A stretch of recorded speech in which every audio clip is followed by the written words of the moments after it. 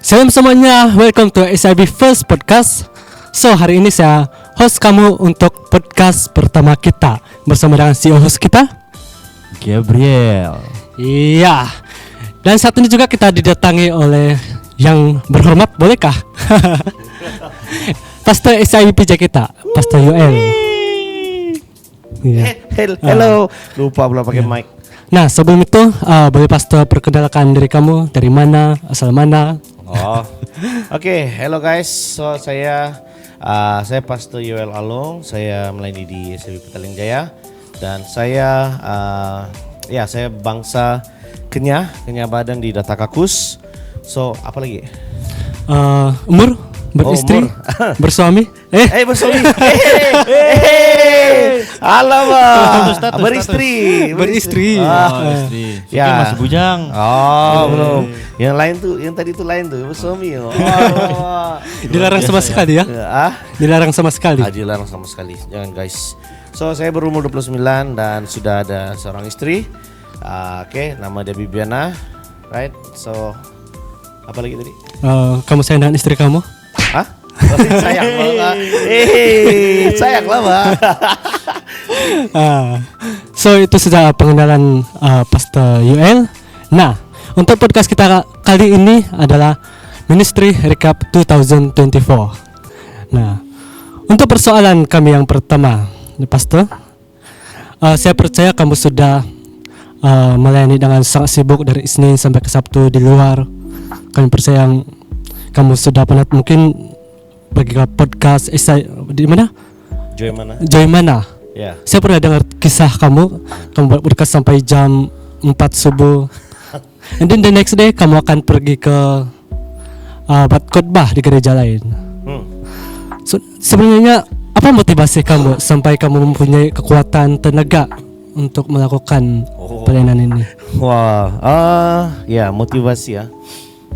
Sebenarnya kalau kita cakap tentang orang Sarawak nih, selagi udah bagi ngelaban orang cakap tu kan. Selagi kau masih hidup, selagi itulah kau berusaha. Sebab ini motivasi dari bapa saya sebelum dia meninggalkan. Dia kata kalau kamu mau mencapai sesuatu, kau harus berusaha. Kalau sekadar kau duduk dan hanya bermimpi, itu akan jadi mimpi. So kalau kamu hanya bermimpi yang kita buat ini, kita buat itu, hanya bermimpi dan tidak lakukan, sampai bila-bila tidak akan berhasil. Jadi kenapa saya sampai hari ini saya masih tetap untuk melayani Tuhan? Pertama, sudah Tuhan menunjuk kasih-Nya kepada saya. Dia banyak tunjuk bahwa Dia menyertai saya.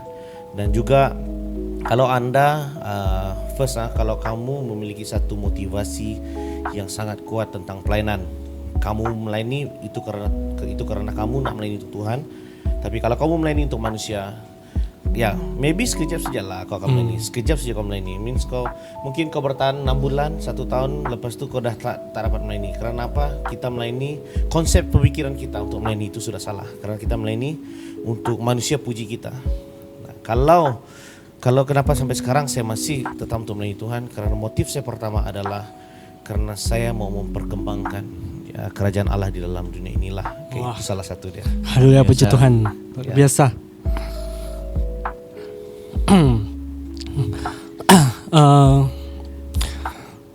Kamu kata tadi dapat motivasi dari kamu punya father kan, bapak kamu. So ada kamu momen dengan bapak kamu sehingga kamu dapat motivasi seperti ini? Momen? Iya. Momen. Dulu sebab saya tengok dia seorang yang bekerja keras. Means di dalam gereja. Dalam gereja iya, tapi dia jarang lah. Dia jenis yang bukan selalu dalam gereja juga. Tapi dalam dia sedang berusaha, dalam dia punya pekerjaan apa semua. Bagi saya dia telah lakukan yang terbaik. So sehingga dia bila saya tengok kehidupan seorang bapa ni, dia punya pertama kalau sudah bila dah memiliki anak kan, dia pasti dia tidak mau keluarga dia lapar. Jadi apabila saya tengok dia berusaha buat ini, berusaha buat itu, berusaha buat ini kan, itu yang membuat saya macam terinspirasi lah ya tengok keadaan itu. Dan bila satu tahap tuh dia mulai sakit kan, satu hal yang dia kata, yang saya tengok dalam kehidupan dia, mulai dia sakit, mulai itulah baru dia aktif dalam church lah. Dia mula dalam pelayanan, dia ambil bagian bendahari gereja. So saya bicara awana lah.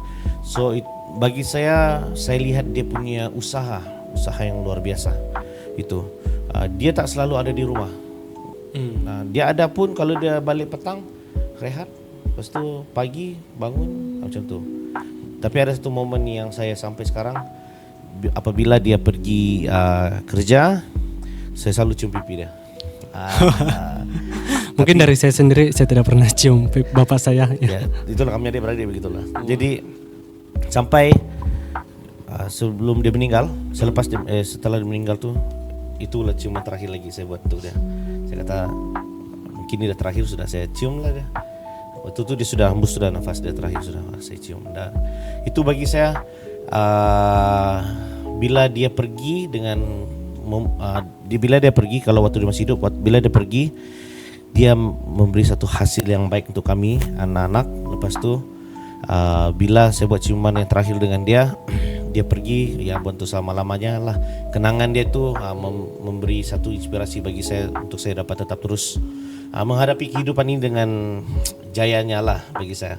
Ya, itu sebabnya kenapa saya tak pernah rasa lemah dalam pelayanan, kenapa saya tak pernah rasa lemah dalam hidup saya. Karena apa? Karena pertama bapak saya. Kalau bapak saya dia punya usaha tu luar biasa. Itu yang menjadi inspirasi bagi saya. Ya. Wah. Mungkin ada apa-apa dari Cap berkaitan dengan motivasi pelayanan pastor?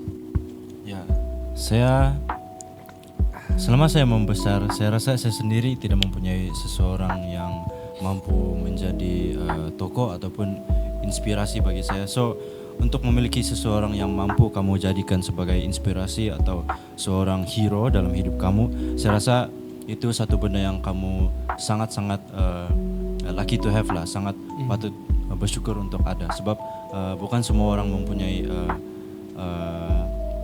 berkat yang sama seperti memiliki seseorang seperti itu. Ya, seseorang yang kamu mampu inspired by, mampu mempunyai motivasi just because yang mereka telah berbuat semua ini dalam hidup kamu, dan kamu juga ingin perbuatkan segala itu seperti mana dia sudah membantu kamu dalam hidup kamu. Ya, sangat inspirasi. Saya rasa pastor pernah lalu ini juga, mungkin sama dengan manusia yang lain juga. Tuhan, saya tidak mampu sudah untuk teruskan pelayanan ini. Saya tidak kuat. Sampai pastor meneteskan air mata, meminta kekuatan. Ada kamu momen-momen itu? Saya rasa itulah audiens yang paling mau dengar lah. Pengalaman pribadi dengan Tuhan. Saya rasa bukan saya seorang, tapi kebanyakan pastor semua ada benda yang sama. Nak bagi tahu pernah lemah, situasi itu pernah. Oke lah, satu hal saya boleh kata. Mungkin kalau jemaat lemah, ada backup dia. Mungkin kalau pemimpin lemah, ada backup dia. Coba kalau pastor yang lemah, siapa yang boleh jadi backup dia? Faham tak tu? Contohlah, jarang kan kalau mau dengar kalau ada pastor, saya mau doakan kamu pastor. Jarang kita nanti ada jemaat nak begitu kan? Kecuali disuruh sama pastor represent ya, kecuali dengan siapa-siapa lah. Tapi satu hal itulah pernah satu situasi yang saya rasa macam pernah lemah. Tapi bukan maksudnya saya dah mau tinggalkan Tuhan, tidak. Saya lemah dan mulai dengan apa orang kata tu? Ya macam kamu cakap, menangis, pernah menangis.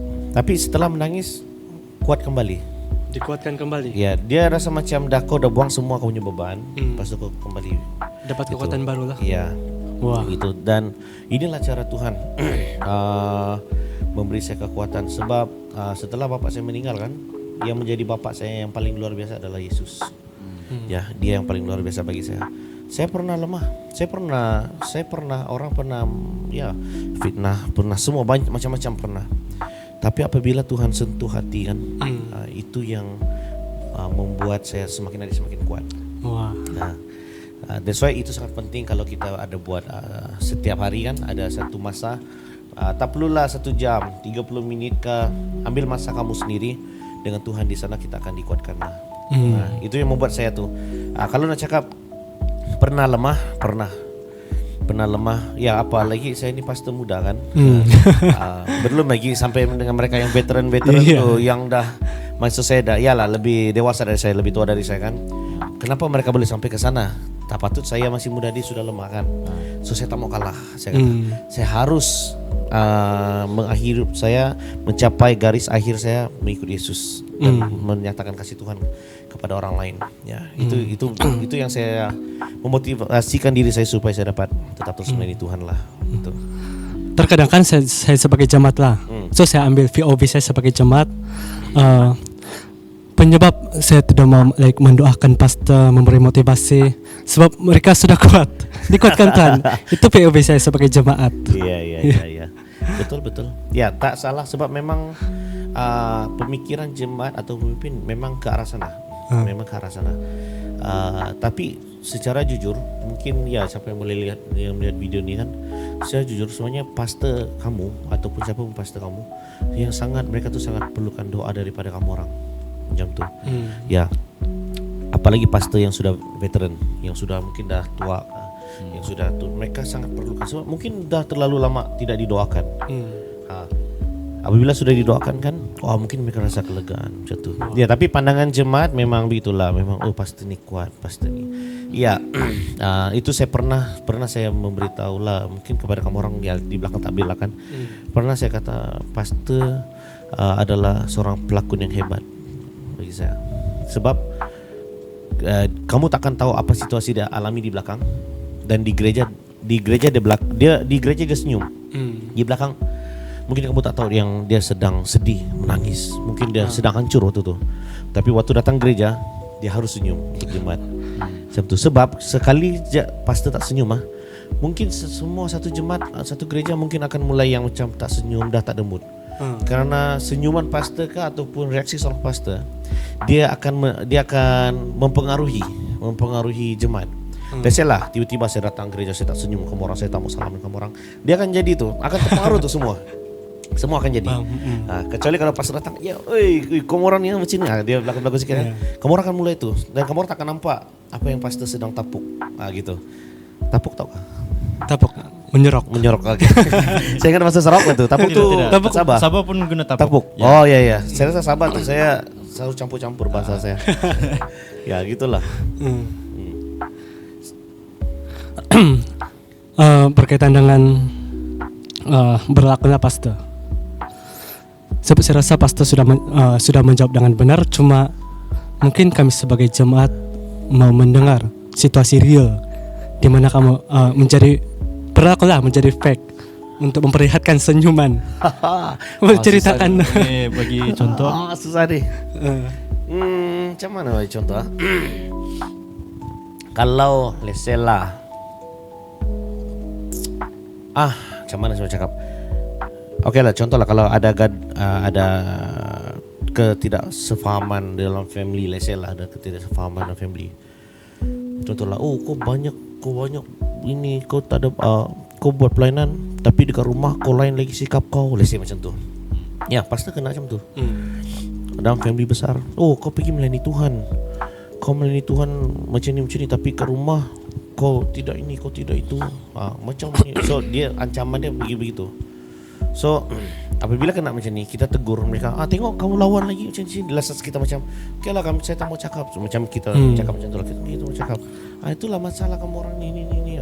Sampai masalah kehidupan pun, patutlah dulu hidup kamu macam ni. So dia akan menyentuh kehidupan mama. Apabila tu kena lese, itu kena tiba-tiba ada jemaat datang ke rumah. Waktu tu kan, perasaan tu kau kena buang buang habis, walaupun sakit dekat hati kau. Terpaksa yang macam tahan kan, jemaat datang kan, shalom, baru sampai kah macam tu. Padahal kau tadi sedang ni. Lepas tu kau terpaksa lagi dengan family kau tadi kan, buat ayah dorong jemaat datang. Let's macam tu lah. Kau terpaksa macam tu. So kadang-kadang jemaat kadang-kadang ada mungkin dalam family yang tak tak senyum kan, atau mereka tak buat. Tak apa, kamu orang tunggu sini ya. Kami pergi, saya buat itu kamu orang. Tidak apa pastor. Ini kawasan penginjilan dulu lah. Tak apa pastor. Tak apa kamu orang tunggu dulu. So saya pergi buat air. Kadang-kadang buat air mereka. So sambil cerita. Bila cerita dengan jemaat, mulai kita rasa punya, walaupun kita sedang melakukan, tapi mulai perasaan yang tadi marah tuh hilang.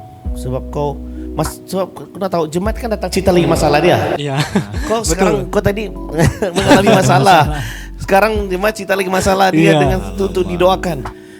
Rasa kita tak boleh kita tak boleh nak tipu kita tak boleh nak tunjuk kita punya. Tadi pun saya pun marah gaduh dengan saya. Kau tak boleh macam tu. Kau terpaksa, iyalah, ya betul macam tu. Kau kena ini juga, bukan, ya saya kata pelakon terbaik, ya itu betul. Tapi reaksi seorang pastor tak boleh lah. Apa masalah dalam rumah, jangan bawa ke gereja, jangan bawa kepada jemaat, macam tu. Itu tahan saja. Kau kena tahan benda tu, macam tu. Walaupun baru je tadi gaduh di kereta kah, macam tu. Masuk kau keluar kereta kan, jumpa di Masya, shalom. Apalagi kalau tunggu istri bersiapkan make up itu lagi. Tapi itu situasi real lah. Itu situasi real. Saya ya kalau tunggu biasanya lah. Sekarang ni puji Tuhan lah, sudah tuh. Sebab saya ini jenis orang yang bukan nak minta puji juga, tapi saya ini jenis orang yang memang kalau orang kata 12,5, 10 macam tu. Saya tak boleh yang nak kasih adjust lagi. Tak apalah kita tunggulah, tidak. Macam tu. Kalau dulu sebelum saya kahwin, saya tinggalkan adik-adik saya tu. Tinggalkan adik-adik kereta juga. Saya tinggalkan orang. Pedulilah pakai apa aja kamu orang, saya pergi macam tu. Sebab saya tak boleh sebab saya sangat penting dengan masa. Kalau orang bermain dengan masa kan, contoh dia orang kasih extend 1 minit kan. Jujurlah, saya pun akan merasa macam yang dah tak senang sudah. Mulai tak senang dengan situasi itu. Mulai dah kurang percaya masa orang tu. Sebab saya belum lagi pernah jumpa orang yang tepati masalah. Saya ini pun dilatih oleh bapak saya juga sebenarnya. Dilatih oleh bapak saya. Dulu kalau kau lambat, contoh bapak saya kata 12,5, kau lambat kan, kena tinggal. Itu aja. Tak ada ampun-ampun. Cuma kena tinggal macam tu pernah. That's why itu dah diterapkan lah dalam hati saya. That's why sampai sekarang macam itulah. Ya itu saya. Jadi pasti nih perlu banyak bersabar, perlu menanggung banyak beban pula kan, Gabriel. Beban seorang pastor nih. Saya pun dulu sebagai orang yang belum lagi aktif church sebelum tahun ini lah. Saya nampak seorang pastor ini sebagai orang yang tidak seperti kami. Kami sebagai jemaat ini macam mungkin kami saja ada masalah, pastor ini tidak masalah nih. Dia kalau kena pakai Tuhan nih mesti tidak apa-apa. Jadi di hidup dia nih kan sebab sudah kena pakai kan? Ya, sudah kena pakai. Kalau kena pakai kena jaga bagus-bagus lah kan. Iya, betul. Jadi tidak sangka pula seorang pastor ini memang banyak beban dalam hidup dia. So itu salah satu juga lah indikator di mana betapa pentingnya seorang ini perlu mengandalkan Tuhan di dalam hidup dia. Lagi-lagi dalam situasi di mana banyak cabaran yang muncul dalam kehidupan dia. Sebagai seorang pastor pun cabaran yang muncul berbeza dengan jemaat ya. Luar biasa lagi. Kadang-kadang ada yang ancam dari segi spiritual, segi rohani ya. So memang penting lah untuk sentiasa mengandalkan Tuhan di mana saja kita berada dan di apa saja yang kita perbuatkan. Wah, saya rasa kamu pun boleh jadi pastor nih. Silap. Macam terlalu awal. So saya pun termotivasi juga sebagai host di sini. Saya hanya co-host. Nah, pastor. Mungkin ada apa-apa Gabriel mau tambah? Dari saya ingin menanya juga. Kalau pastor ini kan, kalau marah apa pastor buat? Iya. Kalau saya marah, kalau pastor marah, pastor terus berdoa kah? Tuhan, saya marah pada saat sekarang. Biarlah kemarahan ini hilang pada saat ini juga. Dalam khusus. Tidaklah. Atau biasanya kalau saya marah, kalau saya sedang marah lah, time itu saya diam. Saya akan diam dan mulai macam saya sedang ambil mood. Yang macam orang cakap, kalau situasi dalam gereja, contohlah saya sedang marah kan, saya kan diam. Saya tanda tunjuk emosi, diam dulu saya. Harap tidak ada orang bercakap dengan saya, sebab saya tengah atur saya punya orang kata tuh Mood. mood atur. Tapi kalau orang bercakap, terpaksa lah kau. Oh iya. Kenapa Berakun pastor lagi. memilih untuk berdiamkan diri dan tidak meluahkan kepada orang lain? Karena selalu orang kata kalau kamu ada mempunyai perasaan yang marah atau sedih begitu, orang cakap luah bagi orang lain. Itu yang best option. Tapi kenapa pastor pilih untuk berdiam diri? Oh, ya seperti macam si Robil cakap lah. Pastor macam tak ada masalah. Let's say kalau pastor sebut masalah dia kan, pasti kamu orang rasa macam aduh pastor pun ada masalah, siapa yang mau doakan siapa nih, macam tu lah. Itu situasi dia. So sebenarnya dengan siapa sih pastor boleh luahkan perasaan tuh. Kalau kepada jemaat akan jadi bingung lah. Kenapa Pastor pun tidak kuat. Ya, pastor pun tidak kuat. Kalau cerita dengan mungkin penatua pun mungkin sama juga pemikiran. Kadang-kadang cerita dengan family pun kadang-kadang tak ada jawaban juga. Ya, so macam cerita dia macam susah. Jadi satu perkara yang saya fikir dalam hati saya sebenarnya, kalau Tuhan angkat saya sampai hari ini melayani Tuhan pasti memulihkan hati saya juga. Nah, kenapa saya perlu berdiam?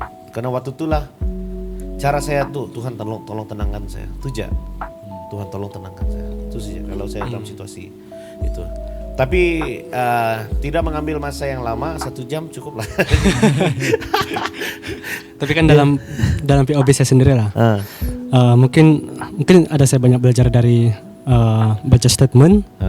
Kalau saya untuk mengetahui orang itu sedang marah atau dalam moody, dia tengah diam. Ya. Betul kah tuh? Ya ada orang begitu. Ada jenis orang. Oke, macam ni. Saya ini jenis orang pemarah. So saya pun di training saya pun masuk PLK dulu. Banyak training sudah saya, banyak macam training apa semua. Jadi saya ini jenis pemarah. Kalau orang serang sikit, saya mau serang orang.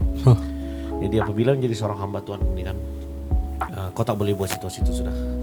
Kau kena, ya lama lah kau nak buat sikap tu, sangat lama. Ya, bayangkan 5 tahun saya dalam sekolah Injil, saya kena tahan benda tu. Saya pernah kena fitnah, kena buang dari, bukan buang, gantung sekolah pernah. Kena bang sekolah. Gantung. Ya, tapi sekolah menengah. Bukan, sekolah Injil. Oh, sekolah Injil. So, atas fitnah jugalah. Tapi saya tak pernah marah mereka, nak gaduh dengan mereka, tidak. Saya di sini macam okey. Tuhan, apapun yang terjadi dengan saya hari ini, kamu yang urus, saya kata. So, kamu yang saya selalu bercakap dengan Tuhan, saya kata, kamu yang bawa saya pergi sini kan, saya kata. Kamulah urus saya kata. Saya tak boleh buat apa-apa, saya kata. So, kamu yang bawa saya sampai ke sini. So, kamu yang bawa sampai ke sini, macam tu. Nah, sampai pun saya datang ke SIB Petaling Jaya pun sama. Okey Tuhan, kamu yang bawa saya sampai sini. Okey, apa yang kamu nak buat? Nak suruh saya buat next, saya kata. Itu je. Sebab saya tak ada tempat lain selain isteri saya lah, selain family saya. Tapi kadang-kadang jawapan yang saya mau itu kadang-kadang dapat, kadang-kadang tidak. Tapi yang paling tepat untuk saya adalah saya cari Tuhan lah. Macam So tu. dia akan bagi jawaban just this is Dia tak akan bagi direct jawaban, tetapi dia akan selalunya saya akan dapat jawaban tu lambat. Gitu. Ataupun dia mungkin guide kamu pergi jawaban untuk kamu jumpa sendiri jawaban. Itu boleh juga, itu boleh jadi juga macam tu. Wah. Kalau pelayanan pastor dekat SIBPJ ni lah, mungkin kita boleh ambil start pelayanan dari 2024 ini. Okey. Adakah pelajaran dan refleksi yang pastor boleh dapat dari pelayanan? Ya, pada tahun ni. Apa yang saya pelajari lah pada tahun inilah. Iya. Ataupun ada something yang sudah mengubah kamu dari pelayanan ini, pelayanan tahun 2024 sebagai pastor? Sebenarnya dalam pengurusan lah, Pengurusan. Sebab menjadi seorang hamba Tuhan ini kan harus mengurus gereja dengan baik, menjaga kerohanian jemaat lagi apa semua. Sekarang ni SIBPJ banyak pelayanan, ada pergi Kikon, ada yang event apa tu youth lah apa semua, ada yang di gereja lagi, ada bagian kelompok sel macam-macam lah apa-apa kan, tapi kebanyakan banyak yang ada yang bagi kertas kerja dengan saya. Pastor boleh kah ini nih, sebab first thing pastor mesti kena jaga kerohanian gereja, kerohanian jemaat. Dan ini yang membuat saya harus lebih kepada pengurusan ke gereja. Dulu ya waktu saya masih orang kata umur start saya betul-betul masuk pelayanan adalah umur saya 24 tahun. Ya mungkin belum cukup matang dalam pengurusan gereja. Mungkin saya hanya berharap gereja apa yang kamu nak buat. Tapi bila sudah semakin hari semakin Tuhan membentuk saya kan. Rupanya rupanya Tuhan apa yang harus saya buat untuk gereja. Ya kita tak boleh sangat harap yang gereja apa yang kau boleh buat untuk ini, untuk gereja. Sebab mungkin saya harus ikut flow gereja. Tapi mungkin saya perlu buat sesuatu yang Tuhan apa yang saya harus buat untuk gereja. Macam tu. So ini yang membuat saya semakin hari tentang takwim yang ada apa semua kan, itu yang membuat saya kita akan buat ini, kita akan buat itu begitu. Dan pengurusan itu yang membuat saya semakin hari semakin saya tak cakap semakin berhasil, tetapi itulah sesuatu yang saya belajar dalam pengurusan gereja.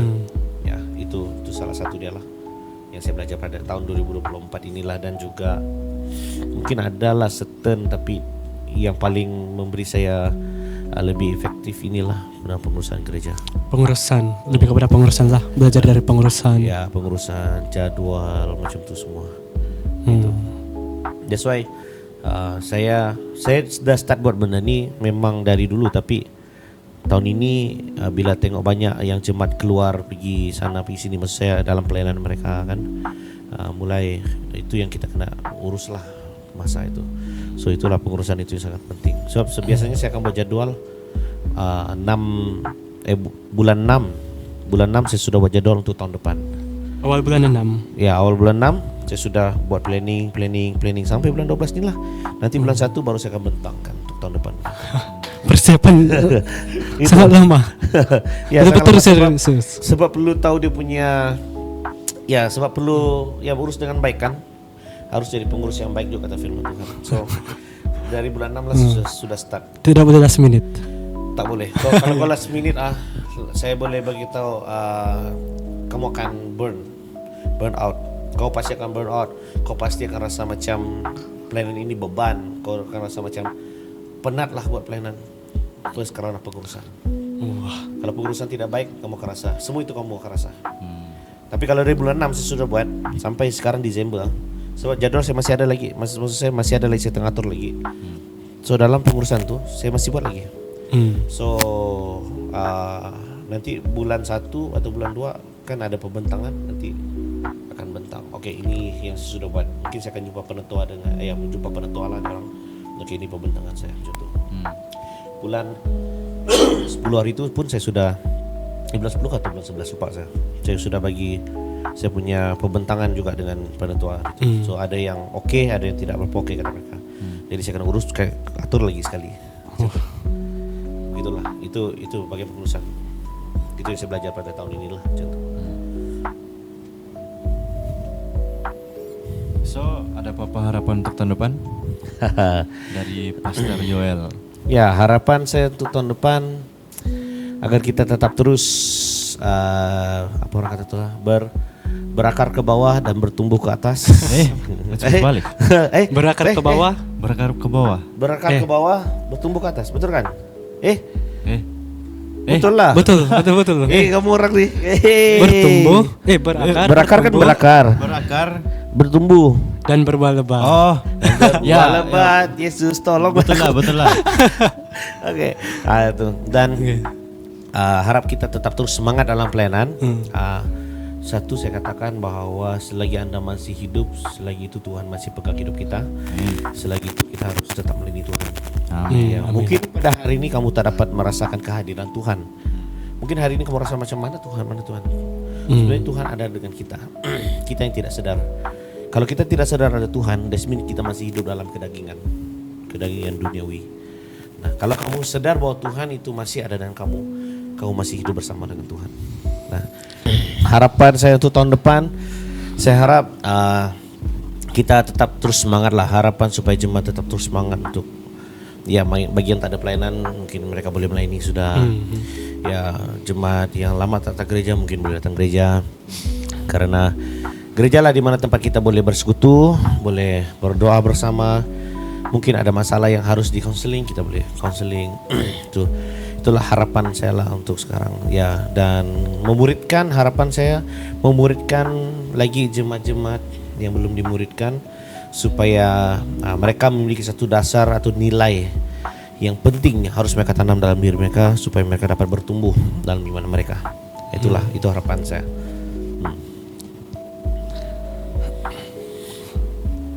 Ada apa lagi? Boleh kah saya ulas lebih panjangnya? Boleh?